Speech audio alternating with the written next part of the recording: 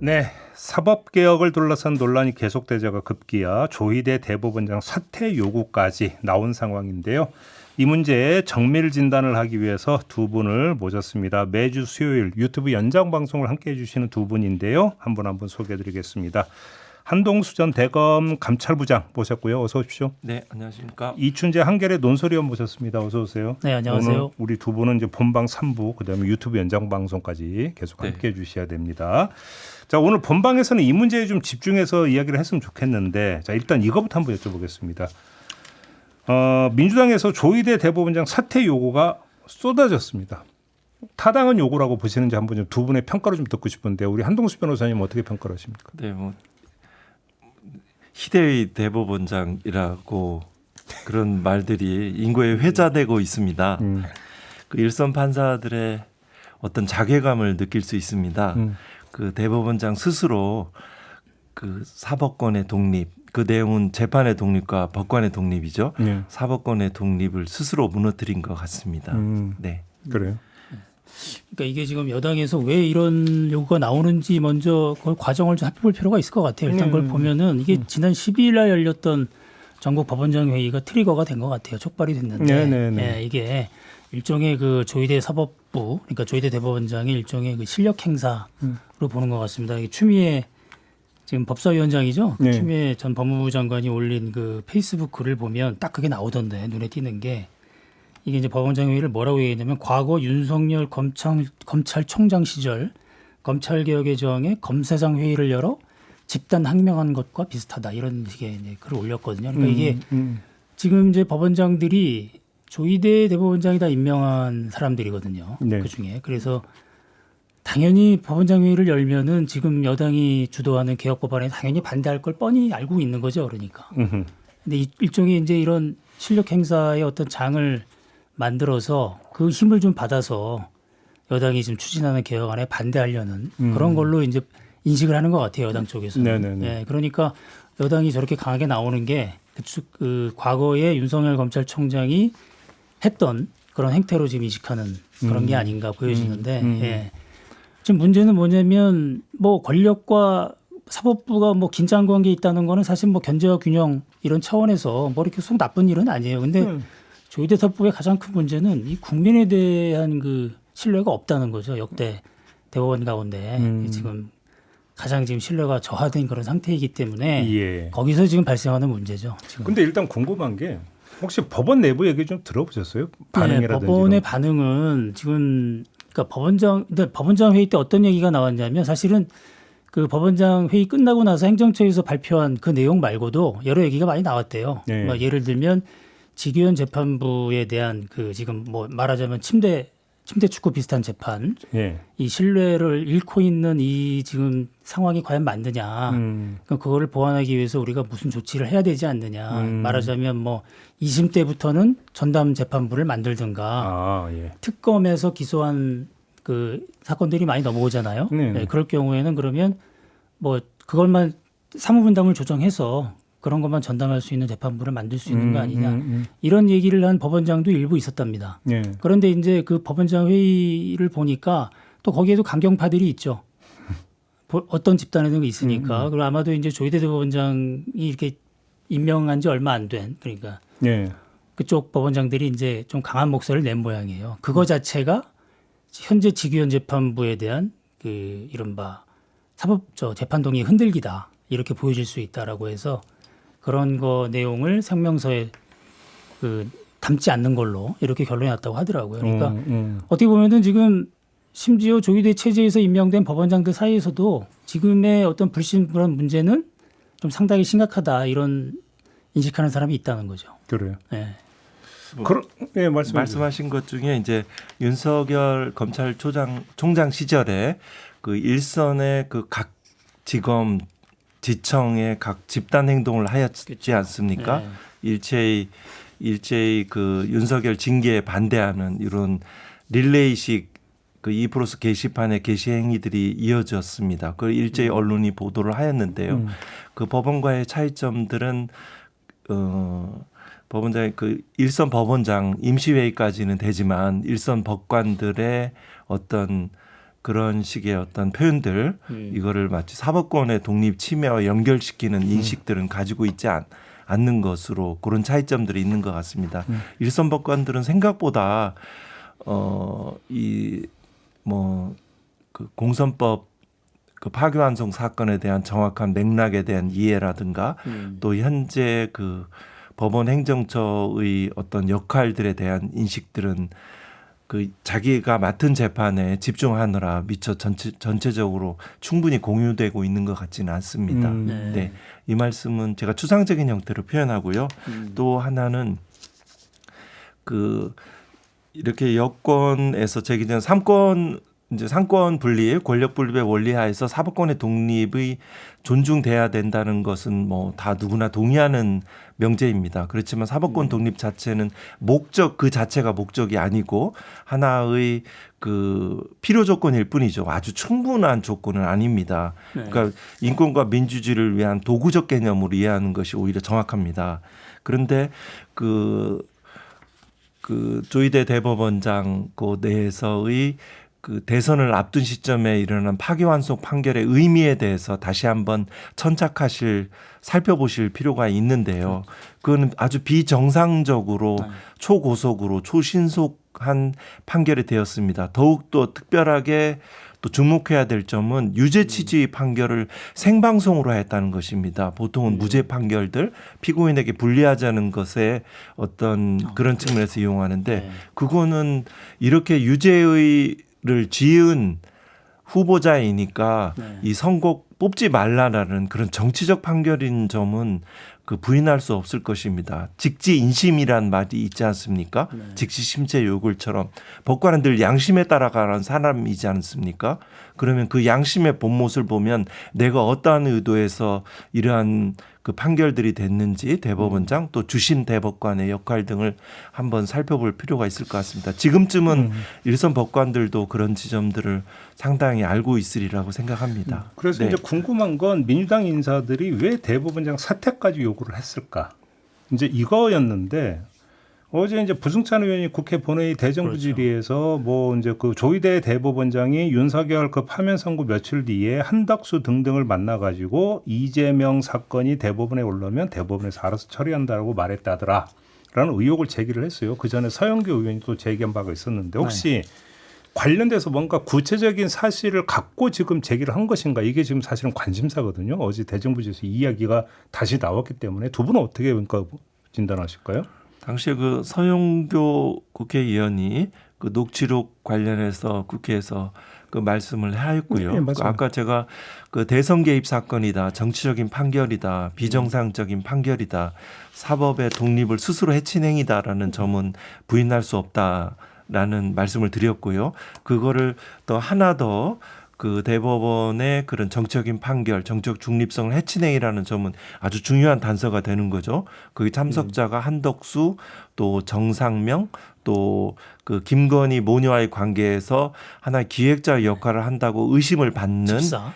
네, 집사보다는 또 상위 레벨의 기획자적 위치에 있다라고 그 사람들이 의심하고 있는 그 김충식 씨, 충식? 예. 네, 김충식 씨와의 오찬 그 회동이 다시금 그 뭐 책임 있는 그 공당인 민주당에서 다시 제기한 것으로 봐서 어떤 뭐 그러니까요. 수사든 아니면 제보든 이런 과정이 있을 거라고 추측은 해봅니다. 그렇죠. 그러니까 5월 1일 날 이재명 당시 후보의 네. 그 공직선거구 그 파기환송 판결이 나자마자 한덕수 총리가 그때 총리를 그만두고 다음 날 바로 대선 출마 선언을 하거든요. 그러니까 이 과정을 봤을 때 지금 만약에 어제 부승찬 의원이 얘기했던 그게 정말 사실이라면 정말 상당히 큰 일이고 그거는 당연히 사퇴해야 될 일이고. 그건 사실이라면 중대한 네, 일이죠. 중대한 일이고 그거는 정말 근데 뭐 그 5월 달인가요? 그 서영교 의원이 처음 제기했을 때 그 대법원 쪽에서는 그럴 리가 없다라는 반응이 나왔었어요. 그때 뭐 천대엽 법원행정이 직접 얘기했고. 대법원장은 절대로 그럴 뿐이 아니다 이렇게 얘기했어요. 예. 근데 이제 어제 부승찬 의원이 대정부질의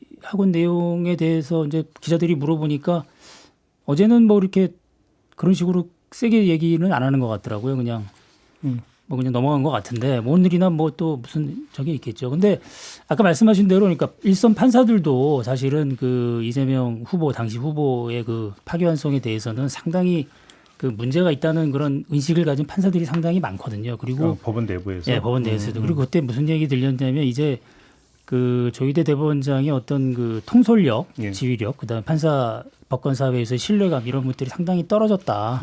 그래서 아마 그 임기를 마치기도 어렵지 않겠느냐 이런 얘기까지 나왔었는데 지금 문제는 뭐냐면 지금 벌어지고 있는 상황들이 이제 마치 그 정부 여당 그다음에 대통령실에 나서서까지 이렇게 사퇴를 압박하는 형태로 이제 보이니까 이 문제가 이 어떤 식으로 또 얘기가 되냐면 그 개혁적인 목소리를 냈던 판사들이 오히려 목소리를 못 낸다 이렇게 또 외부에서 압박이 들어오면 오늘 뭐 한 초반에 과거에. 이런 식으로 보도했던데 오히려 사퇴 요구 때문에 조희대 대법원장의 입지가 더 강화됐다. 예, 그러니까 이제 과거 윤석열 검찰총장 때도 검찰 개혁하겠다고 이제 하는 과정에서 대통령실하고 청와대하고 부딪히니까 그때 이제 검찰 내부에서 나온 목소리가 그때도 검찰 내부에서 꽤 목소리 내는 검사들이 있었는데 갑자기 이제 그런 윤석열 검찰총장의 여러 문제점들을 얘기했던 검사들의 목소리가 죽었다. 이렇게 강대강으로 가는 건 맞지 않는다. 이제 그때도 그런 얘기가 많이 나왔었거든요. 그러니까 아마도 그런 것들을 좀 우려하는 시각도 있는 것 같아요. 법원 내부에서도. 법원 내부의 일각에서는 정말 그 기존의 그 파기환송 판결에 대한 진지한 사과들이 선행돼야 되고 그래서 일선 법관들의 재판의 신뢰가 그 유지되고 또 확보되고 회복될 수 있는데 그렇다면은 대법원장의 용태가 그 일선 법관들의 재판에 긍정적인 재판의 독립을 유지하는데 도움이 된다는 인식이 상당 부분 존재하는데 그런 분은 대법원장 그러지 않을 것이라는 전망들이 더욱 우세합니다. 그 이유 중에 하나는 그 대법원장에서 물러나는 순간 그 판결에 대한 책임, 형사적 책임 등에 또 문제될 수가 있고 그걸 방어하는데 그 도움이 되지 않을 수 있으리라는 아주 현실적인 분석을 제가 들어봤습니다. 네. 아무튼 그래서 보니까 지금 조희대 대법원장에 대해서 제기된 의혹의 사실 여부가 제가 볼 때는 중요한 관건일 것 같은데 근데 또 중요한 것은 이것을 규명해낼 수 있겠느냐. 그죠? 그래서 하려면 제가 볼 때는 수사권이 발동되지 않고는 규명하기가 쉽지가 않을 것 같은데. 그렇죠. 그죠? 네. 이게 불행한 일입니다. 진위가 일단 뭔가 판별이 돼야 되는 것인데 일단 네. 그 자체가 가능하겠느냐. 사실은 이거부터가 좀 문제가 될 것 같습니다. 대법원장을 직접 수사하기는 지금 상당히 부담스럽겠죠. 근데 그러니까 최소한 다만 그 아까 그 네 명이 만났다라고는 그 만남 자체가 있었는지부터가 있었다면 당연히 이거는 좀 어떻게 좀 접근할 수 있는 것 아니냐. 네네. 통신기록 조회 등 뭐 일정한 정도의 것들은 쉽게 일단 접근해가 찾아갈 수 있겠죠. 근데 이게 하려면 이제 수사권이 발동이 되는데 현직 대법원장을 상대로 수사를 한다라는 사실 자체부터가 엄청난 파장인 그렇죠. 거죠. 그죠? 근데 한편으로 보면은 옳은 방향일 때 헌법적 가치에 부합하는 방향일 때 그 부분들을 그 하나씩 찾아가는 것들도 중요한 일이라고 생각합니다. 왜냐하면 국민이 주인이니까요. 그래서 그 사법권도 절대적인 무조건적인 존중이 아니라 기본적으로 그 재판의 독립과 그 인권 보장에 충실할 때 민주주의를 지키는 일에 충실할 때 그 보호받아야 되는 것이죠. 알겠습니다. 하여간 아무튼 조금 전에 이제 그 민주당 그 원내 소통 수석 부대표는 수사 필요성 일단 있다고 이렇게 이야기를 했다는 점도 좀 전해드리도록 하겠고요. 네. 내란 전담 재판부를 둘러싼 논란이 거세지고 있습니다. 두 분의 견해는 사실은 저희가 유튜브 연장 방송에서 여러 차례 이야기를 한 바가 있습니다. 그래서 짧게 한번 좀 여쭤보고 싶은데. 지금 입법 문제인데요. 사실은 내란 전담 재판부가 필요하다라는 주장은 아까도 얘기했지만 하나는 공정한 재판이 필요하고 또 한가지는 신속한 재판이 필요하다는 부분인데 맞습니다. 공정 부분은 모르겠지만 신속이라고 하는 측면에서 입법을 통해서 지금 재판부를 교체하는 게 과연 오히려 신속성을 떨어뜨리는 거 아니라는 제기도 있거든요. 이 점은 어떻게 보세요? 일단 재판의 본질은 신속보다는 충실한 심리를 통한 공정한 재판이 더 우선시됩니다. 특히 형사 재판에는 그 효율성이라든가 유죄자 필벌의 관점보다는 억울한 사람을 만들지 않는 것이 그 더 상위의 가치이기 때문에 그렇긴 한데 이 사건 같은 경우에는 그 신속의 부분을 크게 뭐 저는 근거가 약한 방어 논리라고 보는데요. 새롭게 뭐 다시 증인신문을 새롭게 해야 되고 다시 심증을 뭐 형성해야 되라고 그러는데 제가 판사로 재직한 경험 또 재판연구관 경험하면 캐비넷에 가득 째는 기록도 그 사건에 집중해서 보면 그 기록을 파악하고 사실관계를 하는데 뭐 상당한 뭐 몇 달이 걸리고 한 달이 걸리고 이러는 것이 아닙니다. 그리고 기존의 증거조사 결과도 그 조서의 형태로도 볼 수 있고 또 피고인의 방어권을 침해하지 않는 한도 내에서 간이한 증거조사의 어떤 조치들도 있을 수 있고요. 기본적으로 이거는 불출석한 재판이잖아요. 스스로 방어권을 포기한 성격도 있고 이런 점에 신속을 해친다는 것은 사실은 그냥 뭐 그렇게 강한 논리라고는 생각하지 않습니다. 중요한 건 공정한 재판이죠. 아까 파기환송 판결처럼 구속 취소 결정 그때 법원 행정처장도 이 당시는 다수설이 그러니까 주류적 견해가 아니라고 할 정도였습니다. 이 정도면은 위법하다는 부당한 결정이라는 취지거든요. 마치 자연과학자들이 뭐 99.%라는 100%라는 거에 다름없는 이야기잖아요. 그거에 대한 아무런 사과와 조치가 없지 않습니까? 이것들은 불공정에 대한 의심들을 불안한 거죠. 네.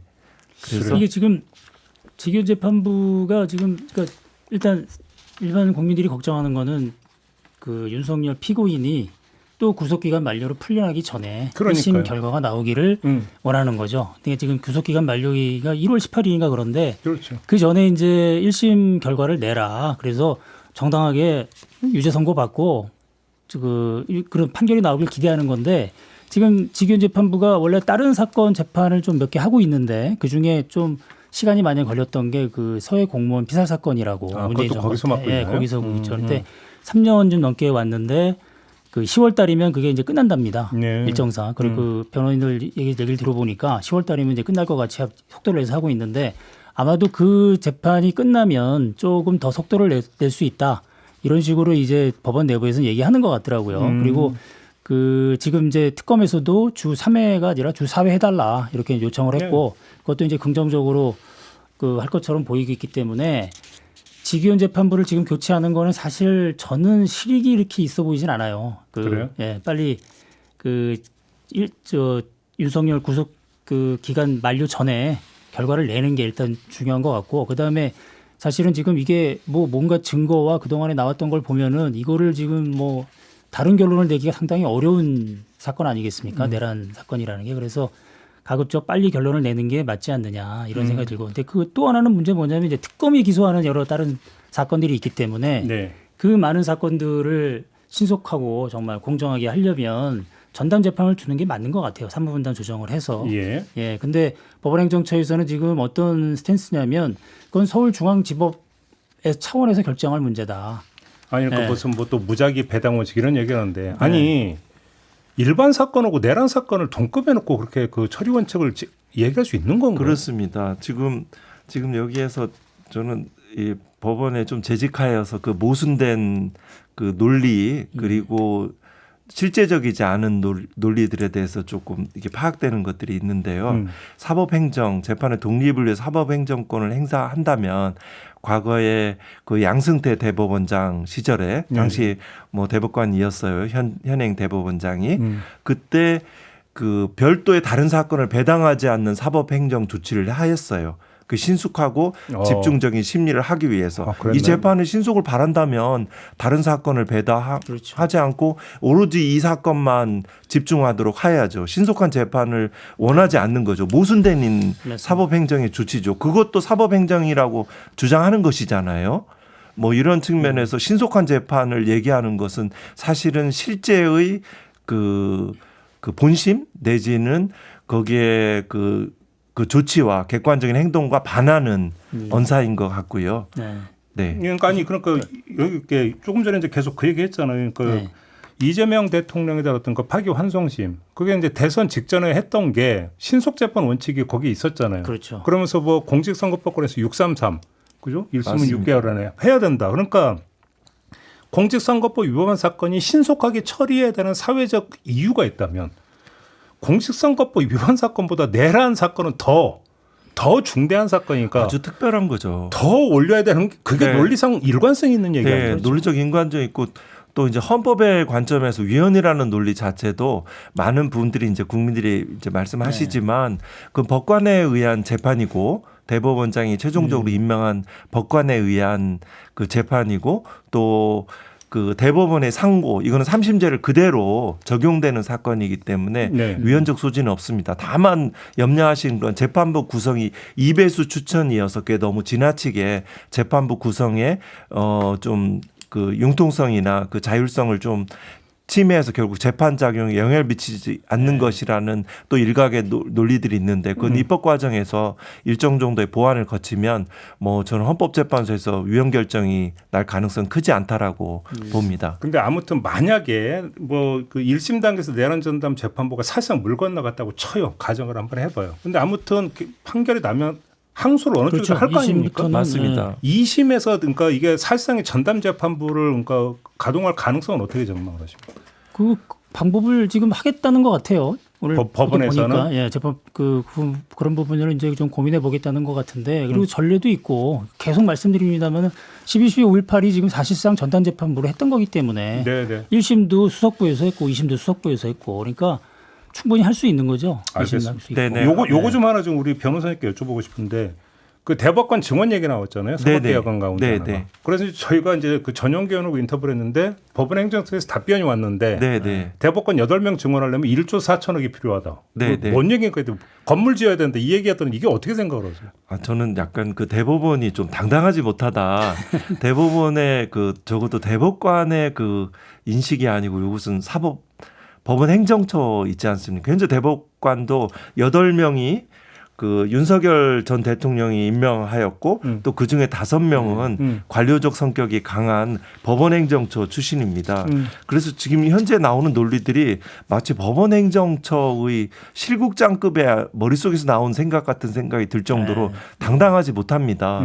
그 김용민 그 민주당 의원이죠. 그 대법원을 지방으로 이전하자는 예. 그런 법률안을 제안했더라고요. 예, 세종시로. 과거 한 그 20년 전에 네. 그 일선 법관들에게 중요한 과제는 고등부장 승진제도 폐지와 네. 또 법관 평정 그 2가지였던 걸로 기억합니다. 네. 그때 누구나 다 대법관을 바라보는 이런 것들이 아니고 보다 주어진 재판에 충실하려면 대법관을 바라보지 말고 고등부장 승진을 의식하지 말아야 된다.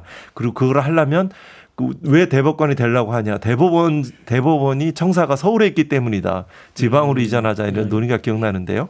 이러면 헌법 전문에 5.18 광주 5.18 민주화 운동을 넣자라는 얘기도 있지 않습니까? 또 평화의 상징인 제주라든가 이런 뭐 동학의 상징인 지역이라든가 이렇게 네. 대법원의 그 청사를 옮기는 것도 적극적으로 고려할 필요가 세종시가 있습니다. 아니라 네, 예, 세종시도 광주. 또 다른 의미에서 행정 수도이기 때문에 또 고려할 수도 있고요. 무슨 그 오스트레일리아 같은 데는 그렇게 돼 있죠. 캔버라에 있죠. 근데 뭐 이런 식으로. 근데 아니 이거저거 다 그다음 한겨레가 그 보도했더라고요. 맞아요. 대법관 한 사람의 그 쓰는 공간이 뭐 75평, 74평인가 5평인가 그런데 아니 그게 아니 왜 그 공간이 그렇게 필요해요? 그러니까 저도 그 과거에 한번 들어가 보면 그 방이 여러 개 있었는데 그 중에 저는 그거 못 봤는데 사실이라고 있어요. 사실. 그러니까 뭐냐면 샤워장도 있고 화장실도 있고 다 앉아 있는데 물론 그게 필요한 공간일 수 있을지 모르겠으나 원래 그게 기관장에만 배정되는 거라면서요. 사실이라는 공간이. 네, 근데 그 이제 그게 지금 화장실하고 이제 대검 같은 경우에는 검찰총장실, 네, 대검 그런 차장실, 것도 있죠. 그리고 네. 과거 대검 중수부 내에 네. 근데 대법관이 그 과연 그게 있습니다. 왜 필요하냐 이런 그렇죠. 얘기하는 사람도 있고 이제 그래서 예. 이해가 지금 이해가 되십니까? 이해가 안 가죠. 75평이 이해가 되십니까? 예, 그리고 지금 대법원 공간이 사실은 남북 통일 그 처음에 지을 때 95년인가요? 96년에 남북 통일을 상정하고 지었대요, 공간이. 왜냐하면 남북 통일이 되면 훨씬 더 그 법적인 일이 많아지니까 그래서 네. 공간이 꽤 있다는 얘기도 해요.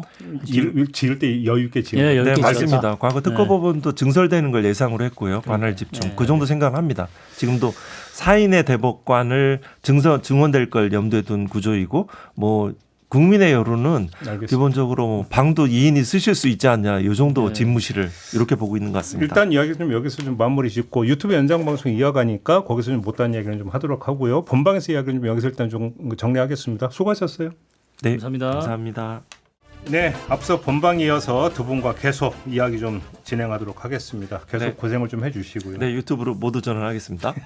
아 모두 전환. 네. 좀 더 솔직한 네네. 거침없는 표현 이런 네네. 걸까요? 용어 선택도 좀 자유롭게 해보겠습니다. 네. 조금 전에 그 대법관 방 얘기하다가 네. 궁금한 게 하나 있는데 대법관 밑에 재판 연구관들 있잖아요. 네, 맞습니다. 대법관 한 명당 연구관이 몇 명이 있는 거예요?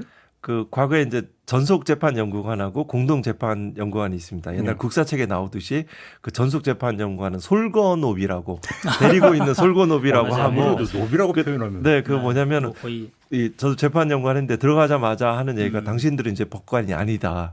그러니까 오. 지시에 따라 움직이는 사람이다. 이런 그 오리엔테이션을 받습니다. 그때 기억이 있습니다. 오리엔테이션 그렇게 네네. 되는 그때 이제 선임 이제 재판연구관이 독립된 재판관이 아니라 네. 이제 넌 부하다 이제 이런 거죠. 지시에 따라야 한다. 그러니까. 당신의 소신이 무슨 상고기가 하더라도 대법관이 지시하면 파기환송을 하라면 그렇게 의견서를 써야 된다. 이런 네. 취지인 거죠. 오. 뭐 그리고 이제 그 외건업이라고 조금 더 약간의 거주 이전의 자유는 있는 그 공동조. 공동재판 공동재판연구관 공동조가 있습니다. 그렇죠. 뭐 조세조, 뭐 특허조, 뭐 형사근로조, 행정조 이렇게 좀 뭐 또 기존에 뭐 이렇게 문지기라고 해서 신속하게 좀 민사형사, 뭐 심리불속행 사건을 좀 사실상 걸러내는 역할을 하는. 그러니까 솔건오비, 외건오비는 그 우리 그 변호사님의 임의적 표현이 아니라 법원 안에서 강도 쓰는 내려왔습니다. 법원 안에서 쓰는 네네. 표현이다 이거죠. 그러니까 뭐 예를 들어서 이제 저는 이제 어떻게 보면 오래된 판사일 수 있는데요. 그때 이제 영감이라는 호칭이 남아 있을 때 이제 우리 부장 판사가 이제 합의부 이제 배석일 때 영감 뭐 출세하려면 표현이 어떻게 그대로 그냥 쓰는 거예요. 출세.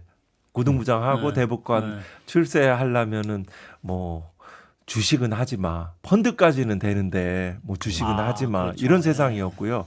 뭐 외제차 청사에 좀 모험 가지고 오고 뭐 저도 이제 그 변호사 이제 이제 변호사로 할 때 2014년도에 그때 그 변호사 할 때 어느 이제 법원장 출신 어느 분이 나중에 대법관 하려면 무슨 골프백을 가지고 여행은 가지 마. 다 체크돼. 뭐 이런 식으로 자신의 것들을 좀 어떤 처지를 좀 관리하는 이런 시대들이 좀 있었는데요. 지금은 안 그런가요? 네, 지금도? 그래서 제가 좀 몇몇 특정 대법관하고 법원행정처 고위 이제 간부에 대해서 재산 공개를 하지 않습니까? 이래서 보니까 제가 벌써 약간 제가 몰랐던 건 주식이 있더라고요. 주식 상당수 보유하더라고요. 특정 종목의 주식? 네, 그러니까 일반적으로는 이른바 그냥 저는 이제 주식을 이제 못 해봤는데요. 여기에 대해서 무슨 비교적 안정적이라고 볼 수 있는 수익은 낮을 수 있지만 리스크가 적은 은행들의 주들이 좀 주식들이 보이더라고요. 물론 자녀는 이제 그리고 또 비상장 주식도 보이고. 아니 잠깐 공직자 같은 보통 이해충돌 소지 때문에 백지 신탁을 하거나 이렇게 하지 않습니까? 네네 그 말씀을 제가 드리고 싶습니다. 뭐냐면은 이제 검찰 같은 경우에 이제 반부패부 같은 경우에는 주식 뭐 다 처분하도록 돼 있거든요. 근데 판사들 같은 경우에는 은행은 금융기관은 아주 항상 늘 민사재판에 늘 굉장히 많은 부분을 차지하는 당사자거든요. 물론 옛날 말말처럼 뭐 주주 사사란 말말처럼 술은 술이고 뭐 일은 일이다처럼 뭐 주식은 주식이고 뭐 오늘 재판은 재판이다 이런 말이 다 하시겠지만 그렇지 않거든요. 이 항상 이제 우호적인 자기가 보유한 이해충돌의 소지도 있고 이래서 정말 좀 세상이 변했나 싶은 생각이 들 정도입니다. 그거는 좀 생각하죠. 왜냐면요. 재산 공개가 돼 있으니까요. 네. 고등부장 이상 다 확인할 수 있습니다. 그때 박근혜 정권 말기 때였나요? 그때 왜 검사장 한 분이 주식을 엄청 게임 그 넥슨이라고 있지 않습니까? 예, 기억납니다. 예. 그 친구 주식을 친구한테 그걸 공짜로 받아가지고. 네, 맞아요. 이제 그때 논란 엄청 컸었는데. 예, 검사장 승진할 때 재산 공개하는 바람에 이제 그게 드러났지 않습니까? 네네. 주식이. 그래가지고 그때 나온 얘기 뭐였냐면 이제 그 검사장이 그 보직이 주로 그런 거였어요. 무슨 뭐 금융조사 부 이런 게 있었지 않습니까? 금융조세조사부라고 그 당시 지금은 이제 바뀌었는데 남부지검으로 다 갔습니다만은 그런 그 수사를 했던 검사들은 옛날에 그 당시에도 그랬다는 거예요.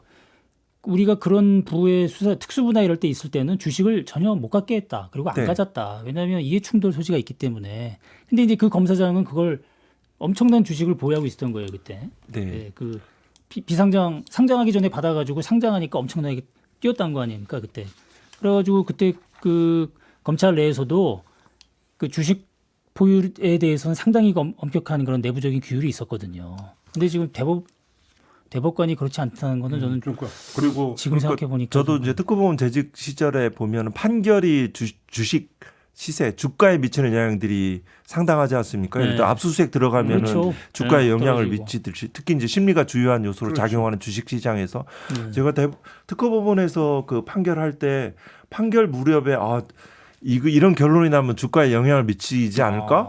이러면 그 주식을 구입하고자 하는 생각을 가지는 사람도 존재할 수 있다라는 생각도 들었거든요. 특허법원은 직결되는 거 아니에요? 네, 맞습니다. 특히 이제 제약 사건 같은 경우 또 뭐 전자, 전기 이렇게 바로 영향을 미치는 사건은 그렇기 때문에 법관의 주식 구입 행위, 비상장, 재산에 관한 부분들은 인사검증 과정에서 체크가 됐어야 되지 않나. 알겠습니다. 근데 제가 조금 네. 전에 재판연구관을 여쭤본 이유는 75평이라는 얘기를 듣고 혹시 이거 재판연구관들 꼭 같이 쓰는 공간인가 해서 한번 여쭤봤는데 그건 아닌 거죠. 따로 삽니다. 근데 아니, 뭐 이렇게 또 방금- 75평이야. 네, 네. 아니 그러니까 층도 달리하고요. 네. 설거노비는 같이 있잖아요. 아니, 설거노비. 그 이제 배속된 아니 근데 그건 이제 대법관실하고 좀 다르게 그 대법관의 여건이 있죠, 면적은 여건이. 아닙니다. 네. 네. 그래요. 그러니까 75평을 공유하는 건 아니라는 거죠. 네, 네. 그럼 아마 더더욱 이해가 안 되지. 그러면. 된다고 저는 알고 있는데 아닌가요? 그 이제 부속실에서 네. 이제 그 부속 이제 비서관하고 그 우리 그 여직원하고 이런 면적들도 있고요. 알겠습니다. 아무튼 네. 아무튼 사법개혁 얘기 혹시 좀 마무리하기 전에 혹시 두 분이 좀 또 특별히 하고 싶으신 말씀이 있을까요? 사법개혁 관련해서. 그러니까 이제 그 대법관 증언 문제 가지고도 이번에 저 법원장 회의 때도 그 얘기 나왔었는데, 근데 대법관 증언 문제는 사실 대법원 차원에서 뭔가 먼저 안을 내야 돼요, 사실. 그리고 그거에 대해서는 과거 축적된 안이 되게 많이 있기 때문에 뭐 양승태 대법원장 시절에 상고법원 도입하겠다고 연구된 게 되게 많이 있거든요. 그때 네. 상고법원이 뭐였냐면 이제 올라오는 사건들을 전부 그 대법원에 올리지 말고 그 심리 불속행 말하자면 이른바 문지기 사건이라고 아까 말씀하셨잖아요. 그렇죠. 그러니까 이게 대법관들이 봐야 될 사건인지 아닌지 그걸 거르는 단계에 그 좀 더 많은 판사들을 배치해서 상고심 사건을 줄여보자 이제 그런 아이디어였는데 사실 그런 아이디어까지 냈단 말이죠. 그러니까 지금도 법원 차원에서 할 수 있는 그런 것들을 먼저 내야 이게 돌파구가 열리는 건데 법원장 회의 때는 지금 그런 거조차도 그 지금 여당이 추진하고 있는 거기에 말릴 수 있기 때문에 하지 말자 아마 이런 식으로 결론이 난 것 저는 같아요. 제일 이해가 안 됐던 게 대법관 증언을 반대하는 논리가 대법관이 늘어나면 상고심까지 하려고 하는 국민들이 늘어날 거다. 라고 하는 논리가 나오는데 그게 말이 되는 논리인가요, 이게? 네, 그렇지는 않습니다. 그건 말이 안 기본적으로, 되죠. 네, 상고는 이제 그 재판의 결과가 옳다고 생각해도 상고 자체로 재판의 확정이 지연됨으로 온수 이익을 받는 사람은 또 상고를 하게 마련이고요. 그렇죠. 그 상관관계가 없습니다. 논리적인 비례관계도 없고요. 함수관계가 존재하지 않습니다. 알겠습니다. 네, 이 정도로 하고 네. 다른 얘기로 좀 넘어가겠습니다. 간밤에 권성동 의원이 구속이 됐습니다. 네. 제가 한 템포 느린데요. 그 지금 현재 이 국민의 뜻에는 민주당 그 개혁이 사법개혁 관련 부분들이 아주 굉장히 온건한 형태의 것이라고 생각하시는 분들도 상당수 존재하는 것 같고요. 무엇보다도 지금 형사재판 관련이 이제 신뢰에 문제되는데 형사재판에 대해서 국민의 참여 재판을 확대하는 것. 그 정도까지 거기까지 나아가야지 그렇죠. 진정한 네, 사법개혁이라고 맞습니다. 생각합니다. 알겠습니다. 그 정도로 하고 네. 자 권성동 의원에 대한 구속영장 발부는 정당하다 그렇게 평가를 하십니까? 그럼요. 예, 이게 구속이 안 되면 어떤 저기 되겠습니까? 확실한 증거들이 있는데 그리고 어제 뭐 실심사에서 그 사진까지 보여줬다면서요. 1억 원 찍어놓은 근데 사진. 저는 구속영장 발부 후에 그러니까 페이북에 글 올렸다고 해서 그럴 수도 있구나라는 생각을 했는데 아 바로요. 권성동 의원이 발부 후에 글 올렸다는 거 아닙니까? 이건 수사가 아니라 소설이다. 네. 진술만 가지고 한 거다. 뭐 이렇게 네. 주장을 했다는데 이건 어떻게 평가를 하세요? 자기 지지자들 뭐 들으라고 한 소리 아니겠어요? 이게 지금 확실한 증거들이 있고 그다음에 이 수사를 보면 윤영호라는 이거 저기 통일교 전 세계 본부장 그쪽의 진술이 워낙 탄탄하고 그다음에 그거를 입증하는 증거들이 많기 때문에 예. 그런 증거들을 다 부인하는데 어떻게 영장이 발부가 안 되겠습니까? 그리고 윤영호 본부장의 그 부인이 그 재정국장인가를 맡고 있는데 네네네. 거기서 찍어놓은 그러니까 미리 다 준비를 잘 한 거죠. 이 예. 돈을 건넸을 때 예. 여러 가지 이제 그 흔적을 좀 남기려고 했던 것 같은데 그게 이제 결국 결정적인 증거가 된 것 같습니다. 하여간 사진까지 있다라는 보도가 있었는데 어제 어떤 보도가 나왔냐면 그 1억이 관본권 형태였다 그것도. 예, 그것도. 지금 이런 보도까지 나왔어요. 그렇습니다. 예, 예. 그것도 네. 관본권으로 묶여 있다는 건데, 그러니까. 그게 그러면 그거는 또 다른 돈이죠. 그러니까 일반적인 돈은 아니죠. 근데 사실 안 밝혀지고 있는 게 받았다까지는 나오는데 그래서 어디에 어떻게 썼다는 지금 안 나오고 있는 아직 안 거죠. 나오는 거죠. 사실 그게. 이게 네. 그래서 그 특검이 그때 이제 체포동의안 그걸 보낼 때 거기에 이제 붙인 내용을 보면은 영장에 붙어진 내용 보면 그런 내용이 있죠. 앞으로 더 그 이런 정치자금이나 이런 부분에 대해서 수사할 게 더 있다. 그렇죠. 예, 그래서 이거를 밝혀내야 될 용처가 예. 밝혀져야 되는 거죠. 그렇게 우리가 맞습니다. 해야 중요한 되니. 부분입니다. 예. 그렇죠. 그 돈의 흐름 어디로 갔는지. 그렇죠. 그렇죠. 그래서 그 부분에 대한 수사가 필요하니 영장을 발부해 달라. 뭐 이런 식으로 이제 돼 있던데. 예. 예, 그러니까 그 부분에 대한 수사가 이제 진행이 되면 예. 더 나오겠죠.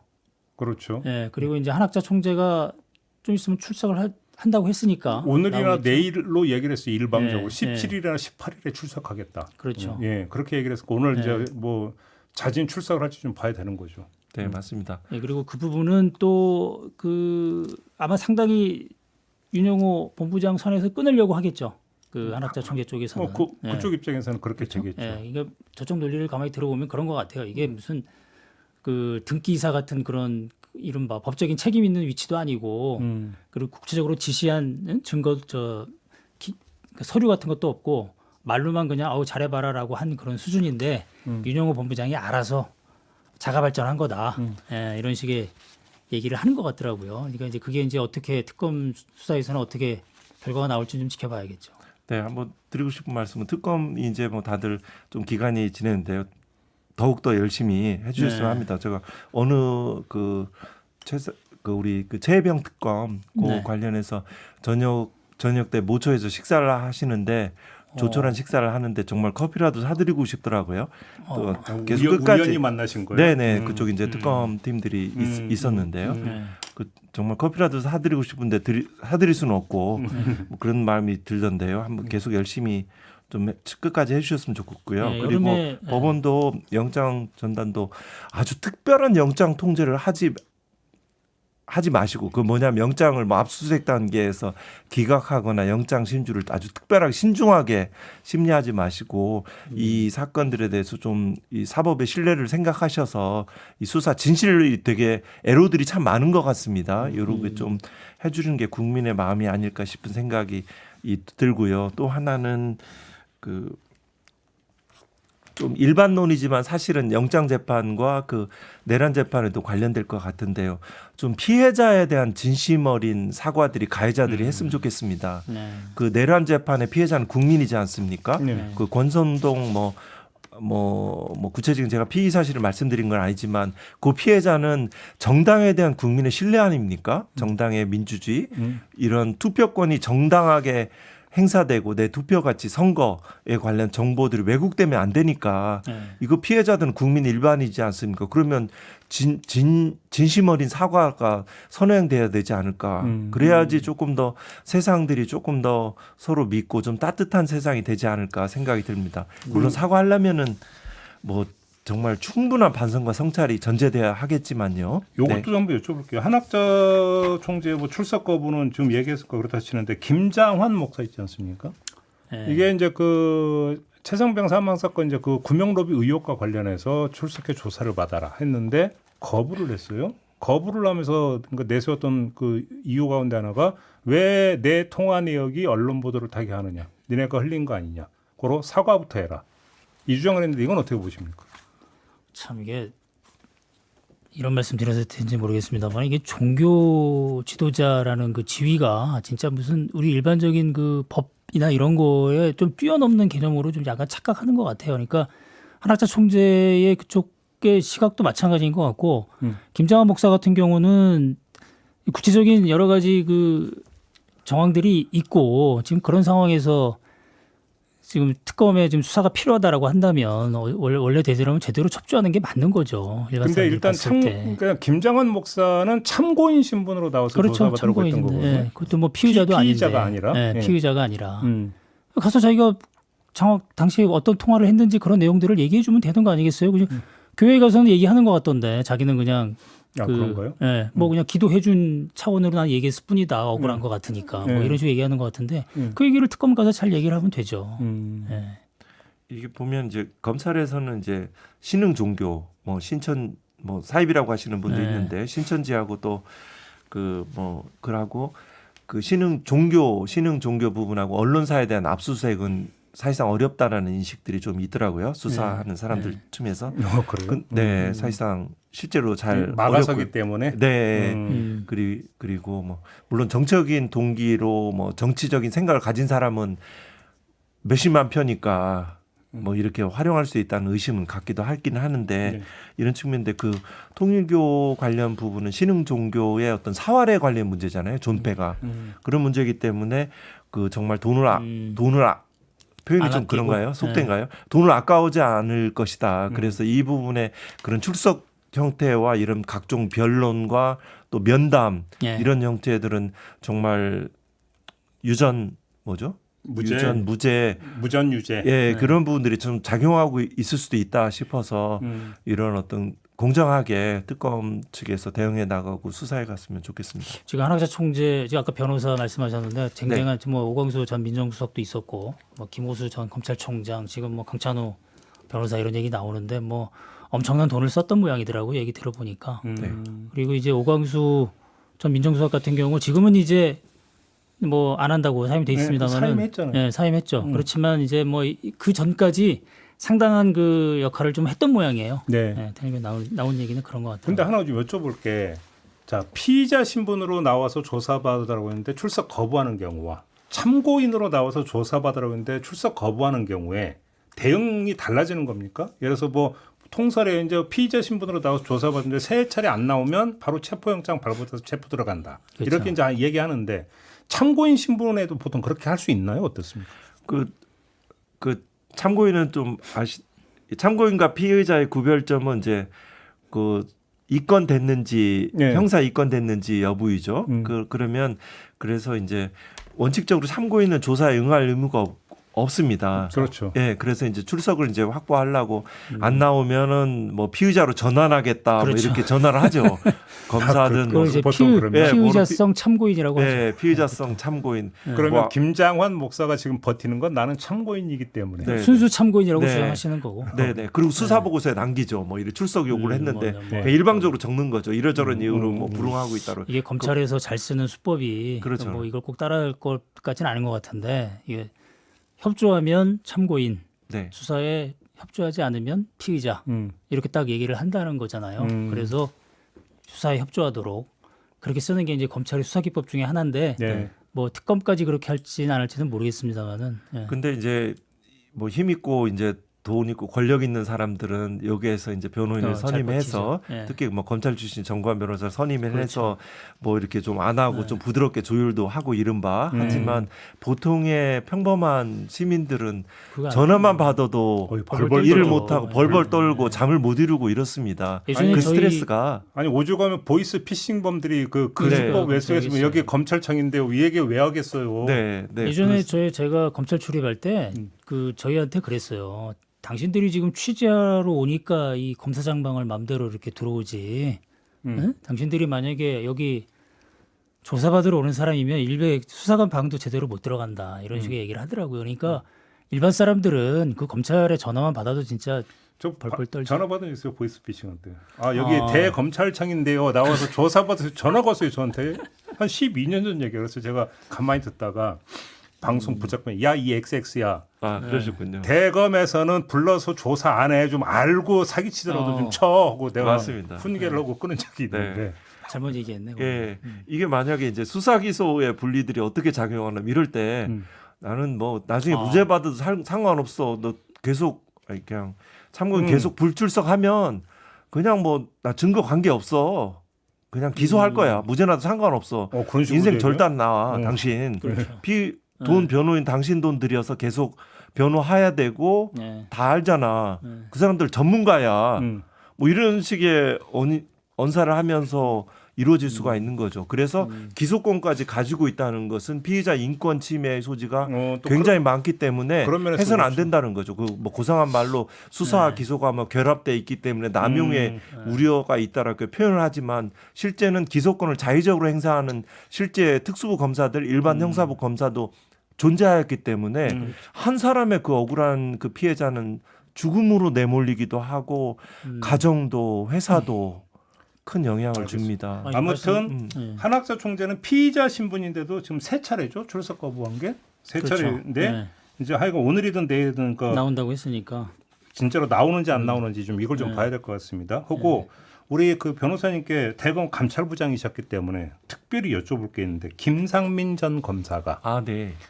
윤석열 총장 시절은 둘째치고 윤석열 대통령 시절에 검찰 내부 분위기나 동향을 계속 보고를 해왔다는 거 아니겠습니까? 이게 있을 수 있는 일입니까? 이거 범죄 정보 담당관실에서 원래 그런 걸 하는 건데 수정관실, 수정관실 그렇죠? 네. 예. 수사정보 수사정보 정책관실. 이름이 바뀌었죠. 네, 네.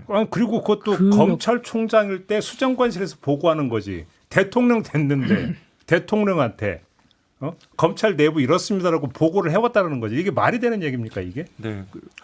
그게 일단 대통령을 일단은 평검사가 만나서 하는 것 자체도 되게 정치적인 행위인 것 같고요. 그리고 그 제공한 정보의 내용들이 네.